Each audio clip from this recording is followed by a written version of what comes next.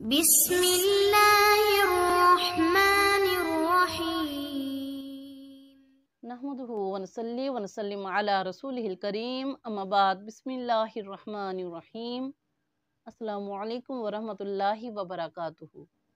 سامعین، میرا آج کا موضوع ہے حجاج اکرام کے واپس آنے پر گھر کی زیبائش و آرائش کرنا، خوشی منانا، ان کے گلے میں پھولوں کے ہار ڈالنا اور ان کے آنے کی خوشی میں دعوت کا اہتمام کرنا کیسا ہے؟ سامعین، اس کا جواب کہ حجاج اکرام کی واپسی پر جو دعوت کرتے ہیں، ان کے گلے میں پھولوں کے ہار ڈالتے ہیں، تو یہ ایک خوشی کا موقع ہوتا ہے۔ اس لیے یہ دعوت کرنا بھی نفسی ہی مباح عمل ہے اور اس دعوت کا کھانا کھانا بھی درست ہے، بشرطے کہ دعوت اخلاص کے ساتھ ہو، ریاکاری نہ ہو اور نہ ہی اس میں کوئی خلاف شرع کام کا ارتکاب ہو اور نہ ہی اس دعوت کو ضروری سمجھا جاتا ہو اور اس دعوت میں اسراف نہ ہو۔ اور خوشی کے موقع پر حاجی کے گلے میں پھولوں کے ہار ڈالنا بھی مباح عمل ہے، کیونکہ یہ ان کی خوشی میں شراکت ہے اور اس سے لوگوں میں حج کرنے کی مزید تڑپ پیدا ہوتی ہے۔ سامعین، حج جیسے عظیم الشان رکن کی ادائیگی پر اگر کوئی شخص شکریہ کے طور پر غربا، مساکین، عزیز و قارب کو کھانا کھلائے یا کچھ ہدیہ دے تو یہ شرعاً درست ہے۔ اور سنت نبوی صلی اللہ علیہ وسلم میں صحابہ اکرام کا مسافروں کے سفر حج، عمرہ، تجارت یا کسی اور چیز کے سفر سے واپس آنے کی خوشی منانے کا ثبوت ملتا ہے۔ اور خود رسول اللہ صلی اللہ علیہ وسلم سے ثابت ہے کہ آپ جب سفر سے واپس تشریف لاتے تو جانور ذبح کر کے کھانے کا انتظام کرتے، کہ بخاری شریف کی حدیث مبارکہ میں ہے کہ نبی کریم علیہ السلام جب مدینہ منورہ تشریف لائے تو آپ نے اونٹ یا گائے ذبح کی تھی۔ سامعین، لیکن ایسا کرنا نہ واجب ہے نہ ہی مستقل سنت، کہ بعض لوگ اس میں ریا، فخر کے لیے یا رسم ہونے کی وجہ سے کھلاتے ہیں اور ایسا لازم و ضروری تصور کیا جاتا ہے، حتیٰ کہ اگر پاس پیسے نہ ہو تو قرض لے کر کھلایا جاتا ہے۔ ایسی صورت میں شریعت کی طرف سے اس کی اجازت نہیں ہے۔ سامعین، اسی طرح حج پر جانے سے پہلے بھی اس قسم کی دعوت کا اہتمام کرنا، اس کو لازم سمجھنا بھی غلط ہے۔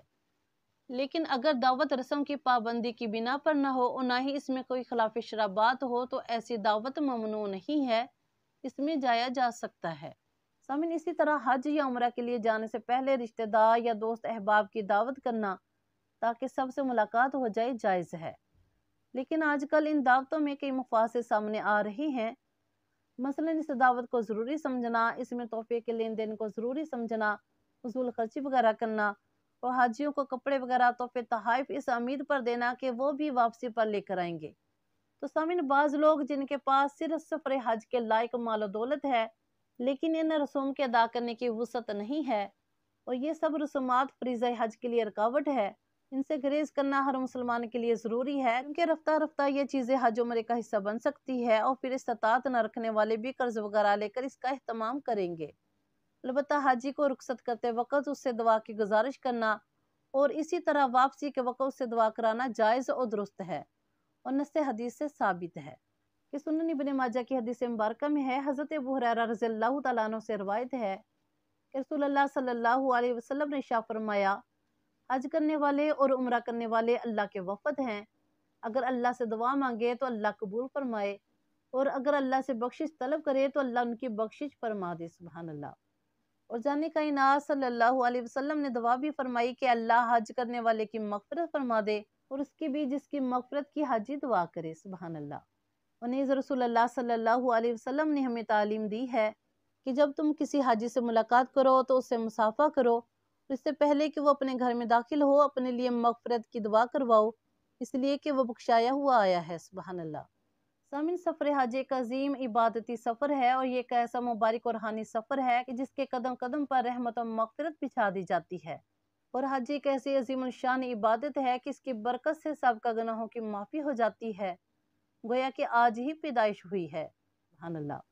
اللہ پاک ہم سب کو حج عمرے کا مبارک اور روحانی سفر نصیب فرمائے اور اللہ پاک ہم سب کو ریاکاری اور اسراف سے بچنے کی توفیق عطا فرمائے۔ اللہم آمین۔ دعا میں یاد رکھیے گا۔ جزاک اللہ خیر۔